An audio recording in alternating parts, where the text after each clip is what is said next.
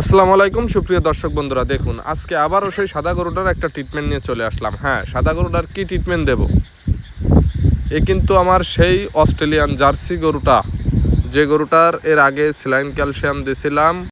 দেওয়ার পরে দুধ বাড়িয়েছে কতটুক, দেওয়ার আগে দুধ ছিল কতটুক। গরু আমি যে জায়গাতে ক্রয় করেছিলাম তারা বলেছিল আমাকে যে আমরা 24-25 দুধ পাইছি, কিন্তু আমি গরু নিয়ে আসার পরে দুধ ছিল 12-13 এরকম।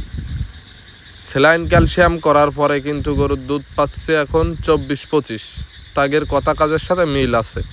তা যাই হোক, স্যালাইন ক্যালসিয়াম শেষে কিন্তু আমি এখন কিমড়ির ঔষধ ব্যবহার করতেছি। দেখুন আমার হাতে কিন্তু সেই কোলোমেকটিন সি। আমি আমার গরুকে কোলোমেকটিন সি দিই সবসময়। কোলোমেকটিন সি দেব এবং বাচ্চার বয়স কিন্তু 1 মাস হয়ে গেছে।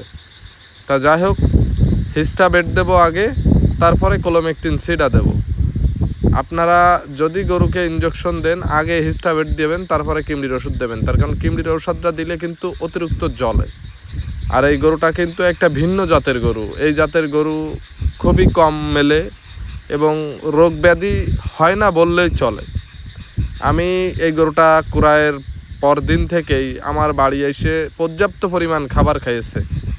আর দুধও মাশাল্লাহ এই যাবৎকালে প্রত্যেক দিন বাড়ে, কমে না। একদিনও দুধ কম হয়নি। আজকে যা হয় কালকে তাছাড়া 100 গ্রাম বেশি হয়। তো যাই হোক, গরুটা কিন্তু একটু বয়স্ক, 4 নম্বর বাচ্চার গরু। তো যাই হোক, গরুটা আমার এক ভাইজানের সাথে কথাবার্তা হয়ে গেছে। হয়ে যাওয়ার পরেও কিন্তু আমি তার গরুটার ট্রিটমেন্ট করে স্বয়ংসম্পূর্ণ করে তার হাতে তুলে দেবো। আমি কোনো গরু ট্রিটমেন্ট না করে বিক্রি করি না, আপনারা ভালো করে জানেন। এই দেখুন, এই চামড়ার নিচেই দিয়ে দেবো এখন কিমড়ির ওষুধটা। তো যাই হোক, আপনারা গরু ক্রয় করলে ক্রয়ের পরে গরুটার সম্পূর্ণ ডোজ কমপ্লিট করে নেবেন। তাহলে আপনার ওই গরু নেট অ্যান্ড ক্লিনভাবে খাবে দাবে আর দুধ দেবে। যেরকম খাবার খাবে সেরকম দুধ দেবে। তা যাই হোক, গরুর ট্রিটমেন্ট করা গরুগুলো কিন্তু কোনো রকম গ্যাস, পেট ফাঁপা, ম্যাস্টাইটিস এইগুলো হয় না। রোগ প্রতিরোধের ক্ষমতা বেড়ে যায়, এই কারণে কিন্তু রোগ ব্যাধি হয় না। তো যাই হোক, যাদের গরুর বারবার ম্যাস্টাইটিস হয় তারাও কিন্তু এই কোলোমেকটিন সি এই ঔষধটা ব্যবহার করতে পারেন।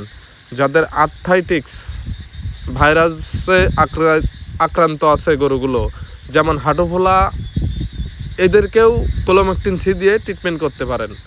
আমি এর আগে একটা ভিডিও দিছিলাম হাঁটু ফোলার। এই কোলোমেকটিন সি দেওয়ার পরে কিন্তু অন্য অন্য ঔষধ ব্যবহার করেছিলাম। কোলোমেকটিন সি ব্যবহার করার ফলে কিন্তু ওই সমস্যাটার সমাধান আমি পাইছি। তা যাই হোক, আপনারাও চেষ্টা করবেন ট্রিটমেন্ট করা।